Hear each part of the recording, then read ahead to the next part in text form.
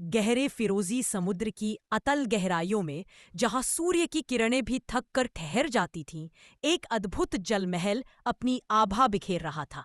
यह महल नीले क्रिस्टल और झिलमिलाते शंखों से बना था और इसकी बुर्जें चमकते हुए समुद्री फूलों की तरह लहराती थीं। यही थी जलपरी राजकुमारी अमारा की दुनिया। अमारा की आंखें गहरे पानी की तरह रहस्यमयी थीं और उसके बाल रेशमी जेलीफिश की तरह मुलायम और प्रकाश से झिलमिलाते थे। उसकी पूंछ नीली चांदी के चमकीले तराजुओं से ढकी हुई थी, जो हर हरकत में इंद्रधनुषी रंग बिखेरती थी। वह अपने पिता सम्राट सलाख और माँ रानी मेरिना के साथ इस महल में रहती थी। अमारा बाकी जलपरियों से बिल्कुल अलग थी।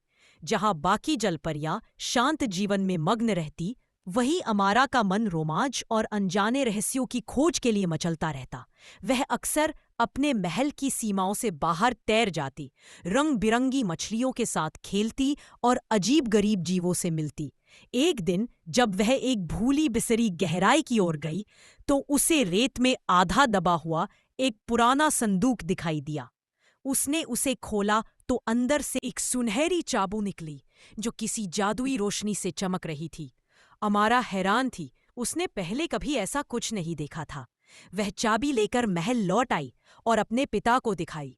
सम्राट सलाख ने चाबी को देखकर गंभीरता से कहा, यह किसी डूबे हुए राज्य के समय की प्रतीत होती है। लेकिन अमारा संतुष्ट नहीं थी। अपनी समझ बढ़ाने के लिए वह अपनी विद्ध और ज्ञानी मार्गदर्शिका सिरेना के पास गई।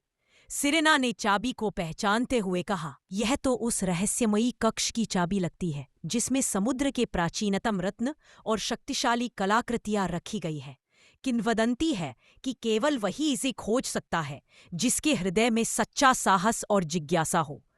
अमारा का मन जैसे आग की लपटों से भर गया हो।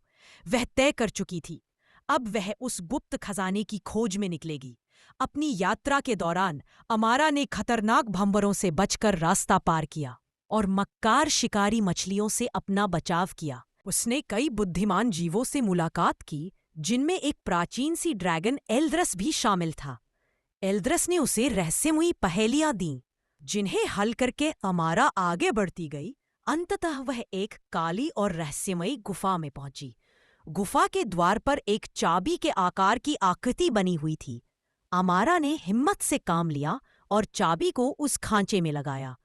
एक गूंजदार आवाज के साथ गुफा का द्वार खुला और उसके सामने एक चमचमाता हुआ कक्ष था। कक्ष में अनगिनत रत्न, मोती और अद्भुत कलाकृतियां थीं। अमारा की आंखें चमक उठी, लेकिन उसकी नजर एक साधारण सी लकड़ी की पेटी पर पड़ी। उसने उसे खोला तो अंदर एक प्राचीन स्क्रोल था। उस स्क्रोल में समुद्री साम्राज्य का इतिहास, उसकी उत्पत्ति और जलपरियों की जादुई शक्तियों के रहस्य दर्ज थे। अमारा ने समझा, असली खजाना यही ज्ञान था, न कि वे चमकते रत्न। वह स्क्रोल लेकर महल लौटी। सम्राट सलाख और रानी मेरिना को अपनी साहसी और ज्ञानी बेटी पर गर्व था। अमारा ने वह ज्ञान सभी जलपरियों के साथ साझा किया, जिससे उनका समाज और भी समृद्ध हुआ। अमारा अब केवल राजकुमारी नहीं थी, वह एक रक्षक, मार्गदर्शक और इतिहास की प्रहरी बन चुकी थी। उसकी कहानी समुद्र की लहरों के साथ बहती रहे, एक किंवदंती बनकर। आपको ये कहानी कैसे लगी, कमेंट में ज़रूर बताएं। ऐसी और मज़ेदार कहानियाँ देखने के लिए चैनल को लाइक और सब्सक्राइब करना ना भूलें। फिर